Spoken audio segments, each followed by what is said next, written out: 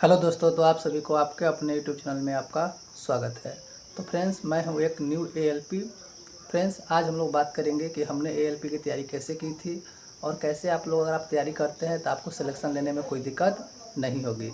आज इसके बारे में फ्रेंड्स हम लोग बात करेंगे। तो फ्रेंड्स चलिए, सबसे पहले हम बात करते हैं CBT 1 एग्ज़ाम के बारे में। इसमें आपको पता होगा कि टोटल 3 एग्ज़ाम होते हैं। अगर आप मेडिकल जोड़ लेते हैं तो यहाँ पे 4 एग्ज़ाम होता है।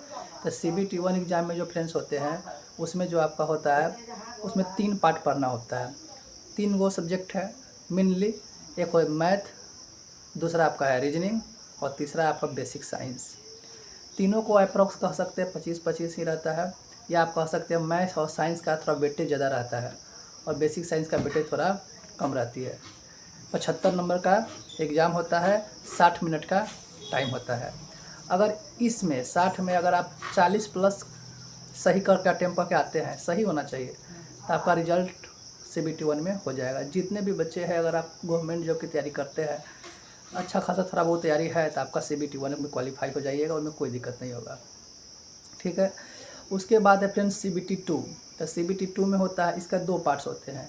पहला पार्ट होता है आपका जो नॉर्मल सब्जेक्ट जो जैसे आप चलता है वैसे चलेगा, जैसे कि मैथ, साइंस और मैथ, रीजनिंग, बेसिक साइंस और इंजीनियरिंग ड्राइंग होता है फ्रेंड्स। इंजीनियरिंग ड्राइंग थोड़ा अलग अलग पार्ट हो जाता है, जिसको हमें पढ़नी पड़ती है। उसमें प्रोजेक्शन भी वगैरह भी सिलेबस में रहता है, उसको थोड़ा आपको अच्छे से पढ़ना पड़ेगा। वो साइंस आपको पढ़ना ही पड़ेगा, तभी आपको यहाँ पे कुछ हो पाएगा।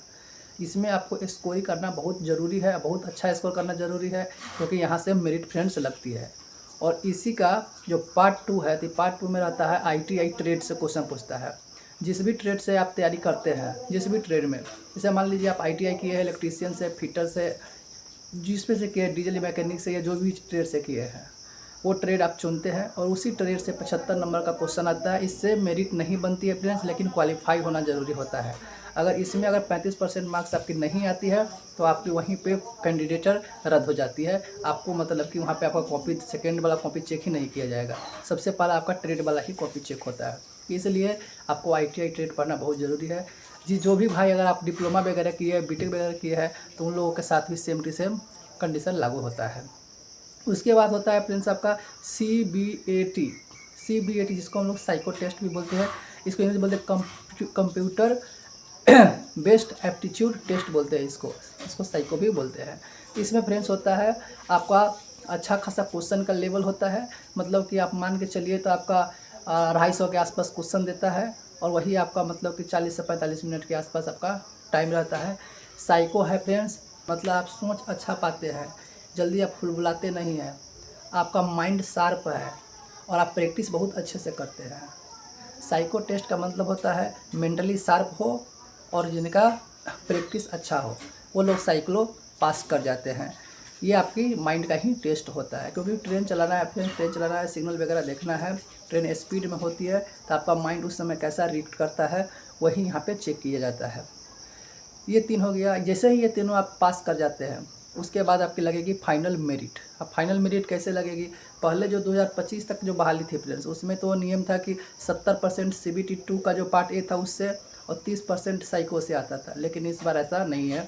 2026 में जो न्यू वैकेंसी आई है उस वाले का कंडीशन बदल गया है। उसमें क्या करना पड़ेगा आप लोगों को, 50% पार्ट ए से लिया जाएगा और 50% साइको से लिया जाएगा। तो यहाँ पे साइको पर आपको अधिक मेहनत करनी पड़ेगी। जो बच्चा 2025 वाले रहे उनको पहले वाला ही कंडीशन चलेगा, 2025 वाला वैकेंसी तक 70% और 30% का वेटेज चलेगा। तो फ्रेंड्स, ये तीनों बात हुई। उसके बाद है कि अगर मान लीजिए कि आप ALP तो बन जाते हैं, ALP जैसे ही बन जाते हैं तो ALP में बहुत सारे बेनिफिट्स है, बहुत सारी सुविधाएँ हैं, बहुत ज़्यादा अच्छा खासा सैलरी भी है। 8वां पे कमीशन आ रहा है, उसमें भी आपको सेंट्रल गवर्नमेंट के जॉब है तो सबसे पहले उसमें आपको सुविधा भी मिलेगी। यहाँ पे दिक्कत क्या है, जॉब थोड़ा हेक्टिक है, यहाँ पे थोड़ा आपको प्रॉब्लम है, थोड़ा प्रेशर झेलना पड़ेगा। ITI लेवल का जॉब है।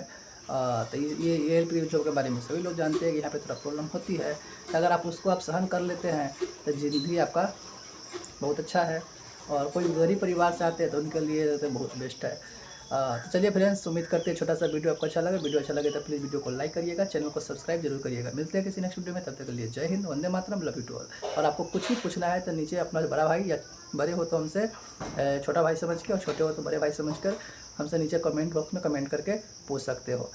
कोशिश किया जाएगा कि आपका जवाब दिया जाए। चलिए फ्रेंड्स, जय हिंद।